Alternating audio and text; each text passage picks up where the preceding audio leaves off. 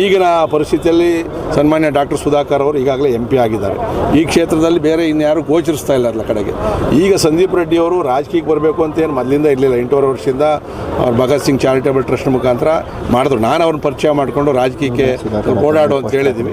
So ಮುಂದೆ ಖಂಡಿತವಾಗಿ ಕೂಡ ರಾಜ್ಯ ನಾಯಕರು ನಮ್ಮ ವರಿಷ್ಠರ ಕಣ್ಣು ಬಿದ್ದೇ ಬೀಳ್ತದೆ ಮತ್ತು ಲೋಕಸಭಾ ಸದಸ್ಯರ ಆಶೀರ್ವಾದ ಕೂಡ ಇರಬೇಕು. ಖಂಡಿತವಾಗಿ ಕೂಡ ಇಂಥವರು ಅಧಿವೇಶನಕ್ಕೆ ಬಂತು ಅಂದರೆ ಮಾತಾಡೋದಕ್ಕೆ ಮತ್ತು ಜನರ ಸೇವೆ ಮಾಡೋದಕ್ಕೆ ಅನುಕೂಲ ಆಗ್ತದೆ. ನಾನು ನೇರವಾಗಿ ವಿಶ್ವನಾಥ್ ಅಣ್ಣವ್ರಿಗೆ ಮನವಿ ಮಾಡ್ಕೊತೀವಿ, ಚಿಕ್ಕಬಳ್ಳಾಪುರ ರಾಜಕೀಯದಲ್ಲಿ ನೀವು ಮಧ್ಯದಲ್ಲಿ ಬರಬಾರ್ದು. 3 ದಿನ ಹಿಂದೆ ಏನು ನಮ್ಮ ಪಕ್ಷದ ಹಿರಿಯ ಶಾಸಕರು ಚಿಕ್ಕಬಳ್ಳಾಪುರದಲ್ಲಿ ಒಂದು ಕಾರ್ಯಕ್ರಮಕ್ಕೆ ಭೇಟಿ ಕೊಟ್ಟಾಗ ಮುಂದಿನ ಚುನಾವಣೆ ಬೆಳವಣಿಗೆ ಬಗ್ಗೆ ಒಂದು ವಿಚಾರವನ್ನು ಹೇಳ್ತಾರೆ. ಮುಂದಿನ ಶಾಸಕರು ಯಾರು ಅಂತ ಆ ವಿಚಾರವಾಗಿ ನಾವು ಎಲ್ಲ ನಮ್ಮ ನಗರದ ಮುಖಂಡರು ಎಲ್ಲ ವಿಚಾರವಾಗಿ ಒಂದು ಮಾತಾಡಬೇಕಂತ ಹೇಳ್ಬಿಟ್ಟು ನಾವು ಇವತ್ತು ಸೇರಿರ್ತಕ್ಕಂಥದ್ದು. ಇವತ್ತು ಏನು ಚಿಕ್ಕಬಳ್ಳಾಪುರ ಜಿಲ್ಲೆ ಆಗ್ಬೋದು, ಕೋಲಾರ ಜಿಲ್ಲೆ ಆಗ್ಬೋದು, ಬೆಂಗಳೂರು ಗ್ರಾಮಾಂತರ ಜಿಲ್ಲೆ ಆಗ್ಬೋದು, ಈ 3 ಭಾಗದಲ್ಲಿ ನಮ್ಮ ನಾಯಕರಾದ ಡಾಕ್ಟ್ರು ಸುಧಾಕರ್ ಅಣ್ಣ ಅವರು ರಾಜಕೀಯಕ್ಕೆ ಪಾದಾರ್ಪಣೆ ಮಾಡಿದ ಮೇಲೆ ಏನೆಲ್ಲ ಅಭಿವೃದ್ಧಿಗಳು ಮಾಡಿದ್ದಾರೆ, ಏನು ಪಕ್ಷಕ್ಕೆ ಬಂದ ಮೇಲೆ ಎಷ್ಟೆಲ್ಲ ಪಕ್ಷ ಸಂಘಟನೆ ಮಾಡಿದ್ದಾರೆ ಅಂಥೇಳ್ಬಿಟ್ಟು ಮೊನ್ನೆ ಬಂದಿರತಕ್ಕಂಥ ಯಲಹಂಕ ವಿಶ್ವನಾಥ ಅಣ್ಣವ್ರಿಗೆ ಮಾಹಿತಿ ಸ್ವಲ್ಪ ಕೊರತೆ ಇದ್ದಂಗಿದೆ. ನಾನು ಅವ್ರಿಗೆ ಹೇಳೋ ಅಂಥ ಅಷ್ಟು ದೊಡ್ಡವನು ಆಗಿ ಬೆಳೆದಿಲ್ಲ.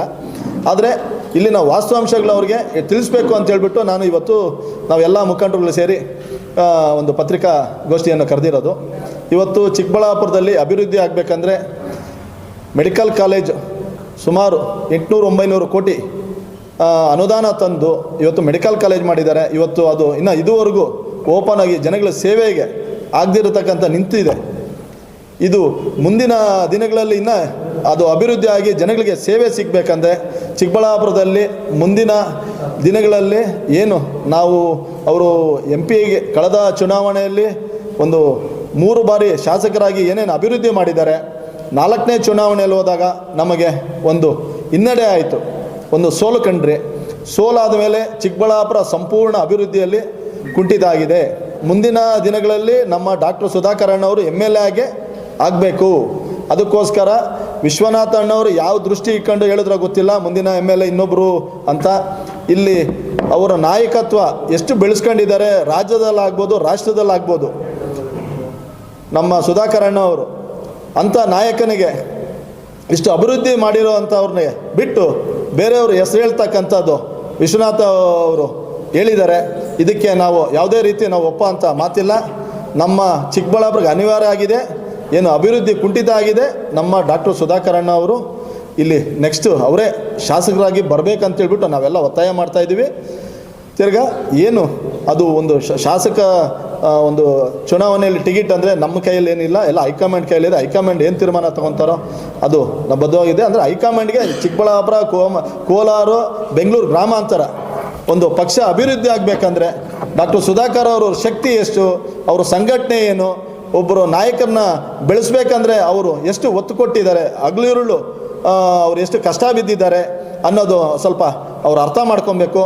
ಇದು ನಾವು ಯಾವುದೇ ಒಂದು ವಿರುದ್ಧದ ಇದಲ್ಲ, ಇದು ವಾಸ್ತವಾಂಶ ನಾವು ಎಲ್ಲರಿಗೂ ತಿಳಿಸ್ಬೇಕಂತ ಹೇಳ್ಬಿಟ್ಟು ಇವತ್ತು ನಾವು ಒಂದು ಪತ್ರಿಕಾ ಒಂದು ಹೇಳಿಕೆಯನ್ನು ಕೊಡಬೇಕಂತ ಸೇರಿರ್ತಕ್ಕಂಥದ್ದು. ಯಾವುದೇ ಕಾರಣಕ್ಕೂ ಬೇರೆ ನಾಯಕರು ಚಿಕ್ಕಬಳ್ಳಾಪುರ ರಾಜಕೀಯದಲ್ಲಿ ಮಧ್ಯದಲ್ಲಿ ಇದು ಬಂದು ಬೇರೆ ಬೇರೆ ಹೆಸರುಗಳನ್ನಿಟ್ಟು ಗೊಂದಲ ಸೃಷ್ಟಿ ಮಾಡೋದು ಬೇಡ.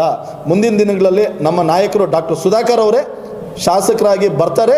ನಾನು ನೇರವಾಗಿ ವಿಶ್ವನಾಥ ಅಣ್ಣವ್ರಿಗೆ ಮನವಿ ಮಾಡ್ಕೊತೀವಿ, ಚಿಕ್ಕಬಳ್ಳಾಪುರ ರಾಜಕೀಯದಲ್ಲಿ ನೀವು ಮಧ್ಯದಲ್ಲಿ ಬರಬಾರ್ದು.